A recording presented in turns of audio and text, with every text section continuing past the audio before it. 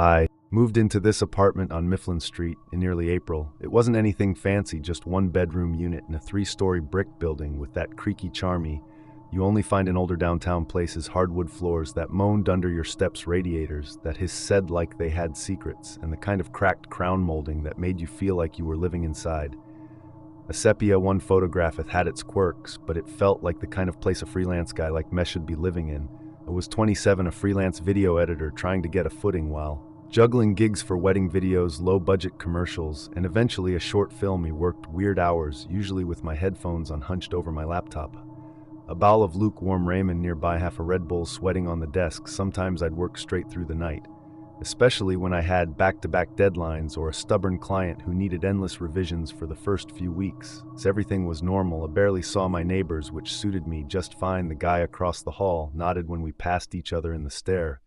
What otherwise the place, Iwasquit, the building itself, had this heavy stillness to it, thick walls, squeaky floors that groan when the heat kicked on. It wasn't spooky exactly, but it definitely had a presence. Then the noises started around 2 or 3 a.m. I'd hear faint footsteps above me, not fast, not loud, just the soft shuffle of someone walking barefoot across hard woods. Sometimes it was accompanied by this dragging sound like something being slowly pulled across the floor. At first, I figured it was nothing. Old buildings make noises, sound bounces weird in these places. Maybe someone was crashing there temporarily or a contractor was doing late night prep for the renovations. But one night, I was lying in bed with my laptop, editing a wedding highlight reel when I heard it clear as day. The unmistakable scrape of a chair being dragged across the floor. It was directly above me, not muffled, not distant. It sounded like it was right there, like someone was slowly repositioning a wooden chair inches from my ceiling. I paused the video timeline, took off my headphones, and just sat there. The sound echoed in the silence that followed. No footsteps, no voices, just stillness. I remember standing up and walking in circles around my room, trying to rationalize it. I even knocked on the ceiling with the handle of my broom, expecting someone to knock back, but nothing. The next morning, I caught Sharon, the landlord, unlocking her shop and asked if someone had moved into 3B. No, P, she said, barely looking up from her tablet. Unit 3B has been empty since December. We're renovating it next month. There shouldn't be anything up there. Are you sure? I asked. She finally looked up, eyebrows raised. You think I don't know who's in my building? Fair enough. Still, I couldn't let it go that night. I set my phone on the nightstand and left an audio recorder app running the next morning over coffee and toast. I scrolled through the timeline and found something at 3:04. M3 distinct knock, 7ly spaced, played it 3 times, just to make sure I wasn't the airing things. That's when I called. The police didn't go for 911. I wasn't that freaked out, but the local non-emergency line explained the situation, played them their recording, and asked if someone could check out the unit upstairs. 2 officers showed up later that day, young guys, polite, but clearly humoring me. One of them joked about ghosts and old buildings. I wasn't laughing. Well, went upstairs. Sharon had unlocked the door to 3-bit, creaked open to reveal an empty room, just bare hardwood, some dust cloths in the corner, and a rusty paint can near the wall. No furniture, no footprints, no signs anyone had been there. They checked every inch, closets, vents under the sink, nothing, everything's locked. One officer said windows haven't been touched, could just be the building settling, pipes don't knock. I muttered. He gave me half shrug like he'd heard that line 100 times. This would have moved out right then, but instead I told myself I was overreacting. I had deadlines, I didn't have time to pack, and besides, I wasn't a Bowdle-it. Creaky floorboards scare me away. The next few nights were quiet, no footsteps, no dragging, no knocks, just memmy work and a few dreams here and there, but no big deal. I almost laughed at myself for being spooked. Then came the night. I couldn't ignore it. Started around 50 a.m. My wasu editing had some cooking show on my second monitor as background noise. That's when I heard the tapping again, soft rhythmic one tape every few seconds. It wasn't loud, but way too steady to brand.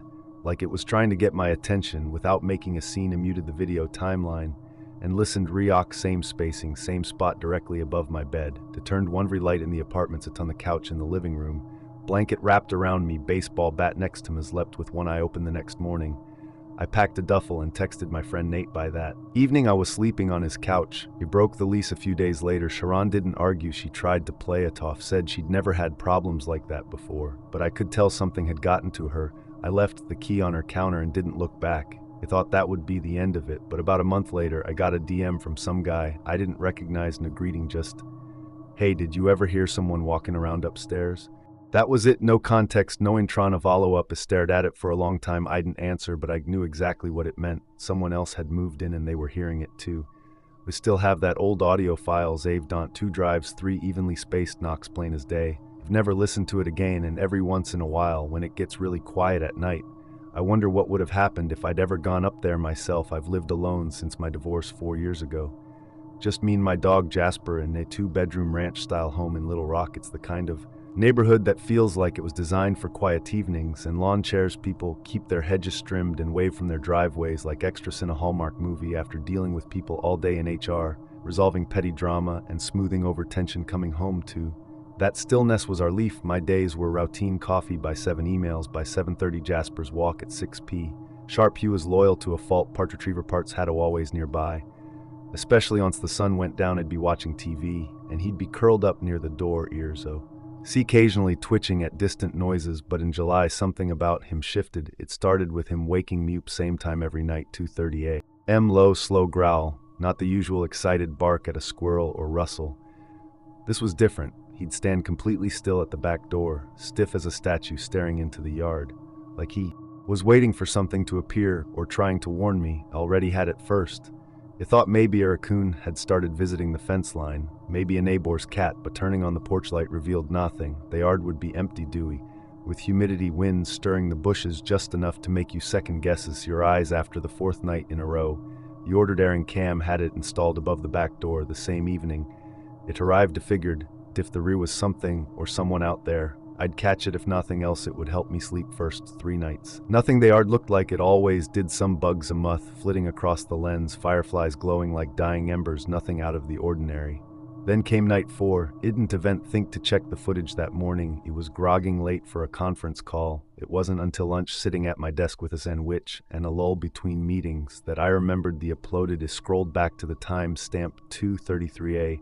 Hit play. She was crouched on the steps, pale skin with air, and a thin hospital gown hanging loose from her shoulders. Her bare feet reached flat against the concrete like she'd been there a while, and she wasn't doing anything, just crouching perfectly still, staring, though not at the camera, just down. A start at the screen for a good minute before hitting pause. Rewound, watched it again, same images, same timestamp. Echoed. The police, 2 officers came by late that afternoon. I showed them the video. One of them frowned. The other asked if maybe I'd had a friend over recently who could have staged a prank. They didn't recognize the woman. Said she didn't match any active missing persons or escapees from local facilities. When I asked if they could check nearby hospitals or mental health centers, they gave me that diplomatic, "We'll make a note of it" look. Might just be someone passing through. One of them said, "Keep an eye on it. Call us if it happens again." I wasn't happy with that, but what else could I do that night? It ripple locked the door, spooled curtains. I didn't even know I brought Jasper into the bedroom with me and left the TV on low volume to drown out every creak and shift in the dark. She didn't show up the next night or the night after, but I couldn't shake her from my mind. There was something about the way she crouched, like she wasn't hiding exactly, more like she was waiting, and I had no idea for what. By the end of the week, I posted a still frame on a few local Facebook groups and a neighborhood subreddit. The caption was simple: "Anyone recognize this woman?" Expected someone to says he looked familiar. Maybe someone who worked in a nearby clinic, a nurse or a receptionist, but all I got were jokes, memes. Someone said she looked. AI generated another joke. It was a ghost from the ring. A few likes, a few laughing emojis, but no real answers. I left the post stupid, didn't know what else to do. Then Jasper went missing. It was a Tuesday morning. I let him out like I always did, cup of coffee in hand, checking email on my phone. I watched him sniff around the yard, then wander toward the side gate. A breeze moved through the trees. I looked down at a text from my boss. 30 seconds maybe. I looked up. Jasper was gone. I called him, walked the yard, checked the gate still latched tight, even crawled under the hedges. No holes, not orange grass, just absence, just nothing. Animal control had no lids. Neighbors hadn't seen him. I pewed up flyers, walked the block, called his name until my throat hurt. Nothing. No barking, no scratching at the door. He was just gone. I checked the ring cam again and again. Nothing, like the app had glitched. Erased that entire chunk of time. 2 nights later, I got a text from Diane. "You neighbor across the street, you still getting weird stuff on your camera? Look at this." She attached a short clip, ring footage, low resolution, but you could see enough. Same time, 2:31 a.m. Same figure, bare feet, that gown, hair hanging wet across her face. But this time she was moving, walking slowly down Diane's driveway, cradling something small wrapped in a light cloth. The way she held it made my gut twist. It was too small to be a baby, But it wasn't just the size, it was how she moved, gentle, protective. I stared at the video for a long time before forwarding it to the police. Their response: "Thanks, we'll add it to the file." I asked if they could check other neighborhood cameras, maybe track where she came from or where she went. No reply. It's been almost a year, no sign of Jasper, no more footage of the woman. But I haven't stopped checking every night, every morning. Even at work sometimes, I refresh the feed like I'm checking the weather, like I'm waiting for it to rain again. There's a part of me that still expects her to come back. Maybe she never left, maybe she's just crouched somewhere else and now waiting for the next quiet yard, the next light to flicker on. I've always thought of her houses. Ordinary, not ignoto. Small, just right form in my son Caleb. It's at Woo-story colonial-style home, in a quiet suburb outside Reading, Pennsylvania. Stay home with Caleb full-time, and most days filled with cartoons, peanut butters, and witches, and negotiations about why pants are necessary. It's routine, comfortable, safe, or at least, I thought it was. There's a guest room upstairs, hasn't been used in years. My husband passed away shortly after Caleb was born, and that room just kind of became a storage space. It's the only door in the house that stays locked, mostly because I don't want Caleb getting into boxes stacked in there. He's a clemmer always, has been give him 5 minutes an editing chair, and he's upon the counter reaching for cookies. A few months ago, I started noticing something strange. Caleb would pause at the door to the guest room, just stand there for a few seconds, sometimes longer. It became a daily thing. At first I chalked it up to curiosity. It's the only locked door after all. I figured it made sense that it'd attract a 4-year-old's attention, but then he started talking to it. At first it was innocent stuff, whispering while he played in the hallway, giggling like he just heard the best joke once. I even heard him say, "You go first." It made me smile, kids, and their imaginations. I assumed he'd made up a new imaginary friend. Nothing alarming. I asked him who he was talking to. He said the person in the room. I reminded him Noon was in there. He just looked at me like I didn't get the joke, like I was the one being silly. I told myself it was just imagination, make up friends, give names to shadows, it's healthy. Or so the parenting books say, but it kept happening. He'd linger at that door longer and longer, and more than once. I caught them leaning in ear almost to the wood, like he was waiting for a response. Then one night I was walking past the hallway to put some towels away. It was just past 9, and the house was mostly quiet. Caleb was there, standing close to the locked door like he was listening. He said, "It's your turn to talk, no?" And someone replied, not loudly, a low murmur like the sound of someone speaking into their sleeve. But it was distinct. It didn't come from the TV. It didn't come from the baby monitor. It came from the other side of that door. I stood still in the hallway, the laundry basket balanced on my hip, breath caught somewhere between my chest and throat. The moment dragged. I didn't hear anything else. I rushed over and yanked him away. He didn't resist, just looked up at me and said, "They don't like it when you interrupt." I barely had any sleep that night, just laid there twitchy. Every little creak felt like a scream. Every gust of wind against the siding made me zitup. Kept expecting to hear that voice again the next morning. I opened the guest room. I had to dig around in the kitchen drawer for the key. I hadn't touched it in years. When I opened the door, it was exactly as I remembered: boxes stacked high, broken lamp leaning against the wall, a few old winter coats hanging in the close-ted dust. Undisturbed, the window was locked. Nothing had moved. I called the police. 2 officers came by. They walked the room with flashlights, checked the locks, the attic access. Nothing, no signs of entry. Now, anyone could have gotten in or out. Ton of the masked Caleb, if he knew the person's name. Caleb looked at him and said, "They don't have names, not anymore." That was the first time I felt something twist inside. May not fear exactly, something deeper, a kind of dread that sticks in your chest. After that, things seemed to settle. Caleb didn't talk to the doors much. It didn't the air anymore. Whisper safe. Weeks passed, and it told myself it had all just been a phase. Maybe he was processing the loss of his dad in a way I couldn't understand. The nun morning, I woke up before dawn. Something felt off the air in the room, felt the heavier than usual. It couldn't the hum of the fridge downstairs or the rustle of the trees outside. I went to check on Caleb. His bed was empty. At first, I just stood there staring at the tangled sheets, thinking he must have gone to the bathroom. But the bathroom light was off. I checked every room upstairs, nothing. Then I saw the front door. It was open, wide open, the kind of open that sends adrenaline straight through your veins. Or an outside barefoot shouting his name. The lawn was wet with dew. My heart was thawing in my ears. I reached the edge of the yard, eye scanning in every direction. That's when I saw him. He was standing near the trees at the back of our property, near the old wooden fence, and he was holding someone's hand. Only I couldn't see the person, just the way his small, was extended, his finger scurled around something that didn't seem to be there. I shouted, "Agelet higo," and turned around like nothing was wrong, like it was a perfectly normal morning when I reached him. I dropped to my knees and hugged him tight. They didn't seem scared, he didn't seem confused. He just looked at me and said they wanted to say goodbye. That was all he gave me. We went back inside, I locked the door behind us, and triple-checked every window in the house. I asked him every question.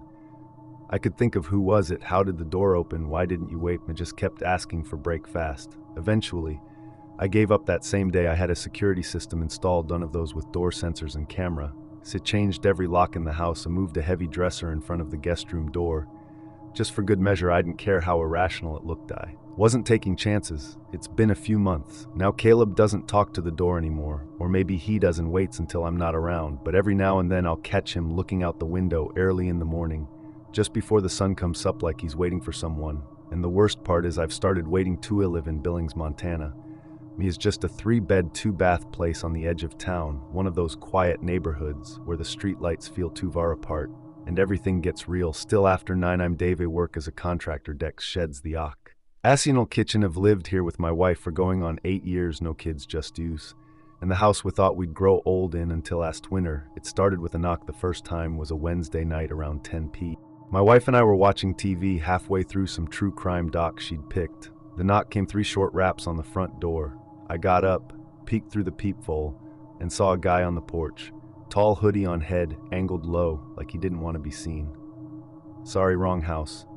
He said as soon as I cracked the door, didn't even wait for me to speak, just turned and walked off. No car in the driveway, just gone. I figured weird, but no big deal. This kind time was that Saturday, same time, same knock. He opened the door, and there he was again. "Sorry, wrong houses," same exact phrases, same casual tone. I stepped outside this time, watched him walk off down the street, but again no car, no neighbors with lights on, and he vanished into the dark, like he just melted into it. By the 3rd time I was over it. This wasn't some guy making a mistake. I bought a video doorbell. The next day's Benenhauer, mounting it and syncing it to my phone. Told my wife it was probably just some local with a screw loose, but even as I said it, I didn't buy it. The 4th time it happened, I was waiting, lights off, TV off, just me at the hallway with a clear line of sight to the front door. The knock cam right at 10 p.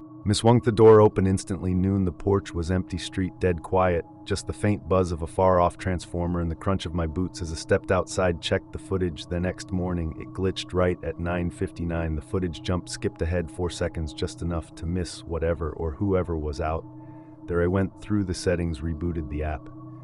Even checked with the support Sue's. Internet was solid, no power outages. I brushed it off as a tech hick.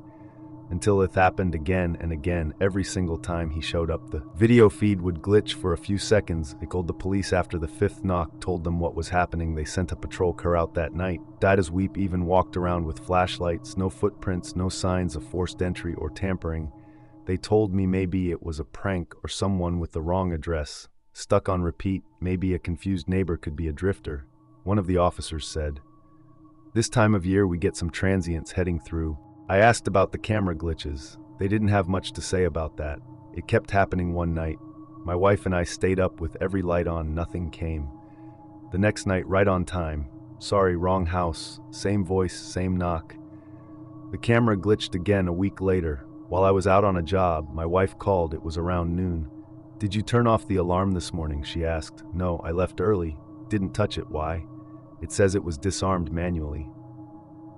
Our alarm system is a basic keypad by the front door. You need the code. Only Sheenike knew it. We checked the app history. 947A. Manually disarmed the nothing. Else an emotion detected. No doors opened. We changed the code immediately. That same night, I pulled the battery from the doorbell. Command hardwired a floodlight camera on the porch. Better resolution, more reliable. Even added a second motion camera in the backyard. Then 2 nights later, something changed. It was dead as leap when my wife shook me waked. "Bev, there's someone in the hallway." I jumped up, grabbed the bat. I keep by the dresser and walked toward the door. All light was already one empty. It checked the bathroom, the guest room, all clear, but then we looked at the alarm panel. It had been armed at midnight, disarmed at 2:18 a, armed at 2:22 a. Neither of us touched it. We called the cops again. They searched the house top to bottom. No signs of forced entry, windows locked from the inside. No fresh footprints outside. Nothing moved, no alarms triggered. "Could be a system malfunction," one of the officers said, "or someone who knows your routine." The other added half under his breath, that was the night we decided we were done. We listed the house the next morning. Found a buyer in less than a week, packed fast, stayed with my brother across town while we waited for the new place to close. Zeus Kund, we handed over the keys. I felt like a weight lifted about a month after we moved, invited our old neighbors over for a barbecue at the new place. Just a casual Saturday thing, burgers, beer. Catching up, Josh and his wife came by along with a couple from across the street. We got to talking about the old block, the usual neighborhood gossip when I brought up the late night knockshaft, joking. You guys ever hear someone knocking at night around 10? Saying wrong house, they all looked at each other for a second. Then Josh frowned. No man, honestly never heard anything like that. Our street was pretty quiet after dark. If someone had been going door to door like that, we would have noticed. Didn't know what to say. He just nodded and poked at the grill. It's weird. You move out thinking you left something behind, but maybe whatever it was never about the house. And sometimes Eve. Ne'er, I find myself looking at the door around 10, still waiting on something. I don't understand if I. You also thought that the scariest part wasn't the threat, but realizing noon was coming to help. Smash that like button, hit subscribe, and drop what you do in these night. Mere scenarios and afrainy nights make you sleepy. You haven't watched this channel enough, and this next video will change that. Click now to watch 4 very disturbing rainy night horror stories, because not every shadow disappears in the lightning. Stay ready, stay safe.